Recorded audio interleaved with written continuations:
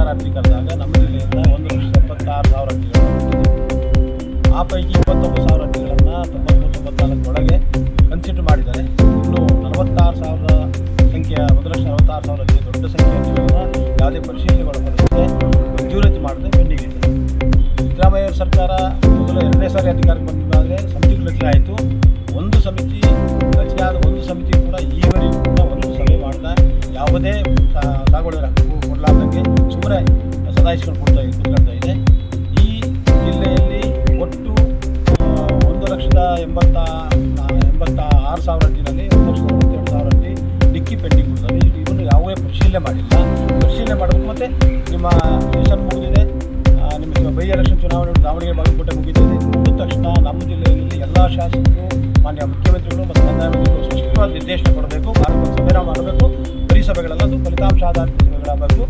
ಎಲ್ಲ ತಾಲೂಕಲ್ಲಿ ಸಭೆಗಳು ನಡೀಬೇಕು. ಸಾಗುವಳಿ ಕೊಡ್ತಾ ಹೋಗ್ಬೇಕು. ಎಲ್ಲ ಅರ್ಹ ಫಲಾನುಭವಿಗಳು ಈಗ ಪರಿಶೀಲನೆ ಮಾಡದೆ ಬಾಗಿ ತಿರಸ್ಕಾರ ಮಾಡಿ ಅಂತ ಹೇಳ್ತಕ್ಕಂಥ ಅರ್ಜಿಗಳನ್ನ ಕಡಾಖಂಡಿತವಾಗಿ ಮತ್ತೊಂದು ಪರಿಶೀಲನೆಗೆ ಆದೇಶ ಮಾಡಬೇಕು.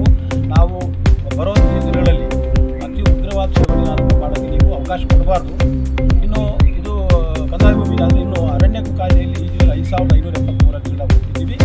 13ರಿಂದ 16 ಕೊಟ್ಟಿದ್ದೀವಿ.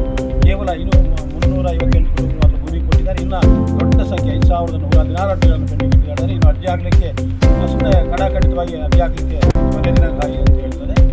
ಬೇರೆ ಜಿಲ್ಲೆಗಳಲ್ಲಿ, ಕರ್ನಾಟಕದ ಬೇರೆ ಜಿಲ್ಲೆಗಳಲ್ಲಿ ಟ್ರೈಬಲ್ ಕಮಿಟಿ ಮೆಂಬರ್ಸನ್ನು ಮೆಂಬರ್ ಮಾಡ್ಕೊಂಡು ನಡೀತಿದೆ. ಸಾಗುವಳಿ ಕೂಡ ಅರ್ಜಿ ತಗೊಳ್ತಾರೆ, ಸಾಗುವಳಿ ಚೀಟಿಗೂ ಅನುಮತಿ ಕೊಡ್ತಾರೆ.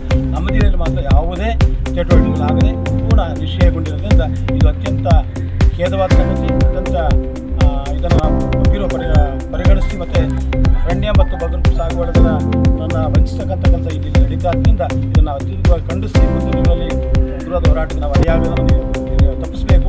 ಆ ಮೂಲಕ ಜನರಿಗೆ ನ್ಯಾಯ ಕೊಡಬೇಕು. ಭೂಮಿ ಮತ್ತು ವಸತಿ ವಂಚಿತರ ಹೋರಾಟ ಸಮಿತಿ ಚಿತ್ರದುರ್ಗ ಜಿಲ್ಲೆ ಚಿತ್ರದುರ್ಗ ಸತ್ಯಭಾಮ ಮಲ್ಲಾಪುರ ಅಂತೇಳಿ ಜಿಲ್ಲಾಧ್ಯಕ್ಷರು. ಮಾನ್ಯರೇ,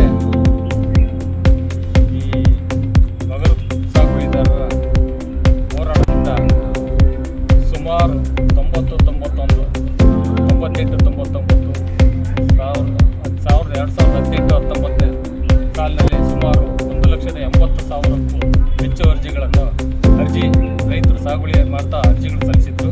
ಅದರಲ್ಲಿ ಕೇವಲ 29,000 ಅರ್ಜಿಗಳು ಮಾತ್ರ ಮಂಜೂರಾತಿ ನೀಡಿದ್ದು. ಉಳಿದಂಥ ಅರ್ಜಿಗಳು ಎಲ್ಲ ಪೆಂಡಿಂಗ್ ಮಾಡಿ ಇವತ್ತಿನವರೆಗೆ ಯಾವುದೇ ಹಕ್ಕುಪತ್ರಗಳು ನೀಡ್ತಿಲ್ಲ. ಜಿಲ್ಲಾ ಆಡಳಿತ ಕೇಳಿದರೆ ಯಾವುದನ್ನು ಸಾಗುಗಳನ್ನು ಮಾಡ್ತಾ ಇಲ್ಲ. ಶಾಸಕರುಗಳಂತೂ ಒಂದು ಸಭೆನೂ ಮಾಡ್ತಿಲ್ಲ. ಈ 3 ವರ್ಷ ಆಯಿತು ಅಧಿಕಾರಕ್ಕೆ ಬಂದು. ಸನ್ಮಾನ್ಯ ಸಿದ್ದರಾಮಯ್ಯ ಸಾಹೇಬರು ಐದ ನಾಯಕರು ದಯಮಾಡಿ ಕಂದಾಯ ಮಂತ್ರಿಗಳ ಮುಖಾಂತರ ನೀವು ಬಡವರಿಗೆ ನ್ಯಾಯ ಕೊಡಬೇಕು ಅಂತ ಹೇಳೋದು. ಚಿತ್ರದುರ್ಗದಲ್ಲಿ ವಿಶೇಷವಾಗಿ ದಯಮಾಡಿ ನೀವು